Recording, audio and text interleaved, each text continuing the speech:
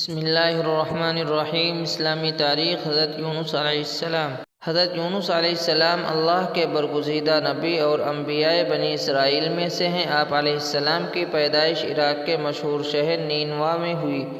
اللہ تعالیٰ نے آپ علیہ السلام کو اسی شہر کی ہدایت کے لیے نبی بنایا تھا۔ یہ قوم کفر و شرک میں مبتلا ہو گئی تھی۔ آپ انہیں ایک عرصے تک ایک اللہ کی عبادت کی دعوت دیتے رہے، مگر انہوں نے آپ کی دعوت کو قبول نہ کیا اور کفر و شرک پر جمے رہے، آپ کا مذاق اڑایا۔ جب عام طور پر ایسا ہونے لگا تو حضرت یونس علیہ السلام ان کے لیے عذاب الہی کی بد دعا کر کے وہاں سے روانہ ہو گئے۔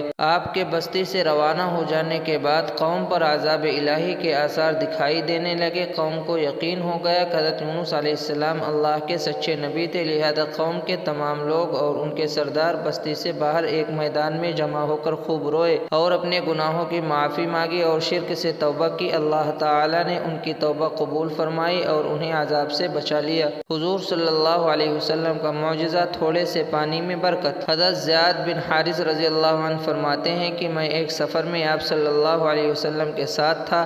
دوران سفر آپ صلی اللہ علیہ وسلم نے مجھ سے پوچھا، اے میرے بھائی، تمہارے پاس کچھ پانی ہے؟ میں نے عرض کیا، ہاں، مشکیزے میں ہے مگر تھوڑا سا ہے، وہ آپ کو کافی نہ ہوگا؟ تو آپ صلی اللہ علیہ وسلم نے فرمایا، اس کو کسی برتن میں نکال کر میرے پاس لے آؤ۔ چنانچہ میں گیا اور ایک برتن میں نکال کر لے آیا۔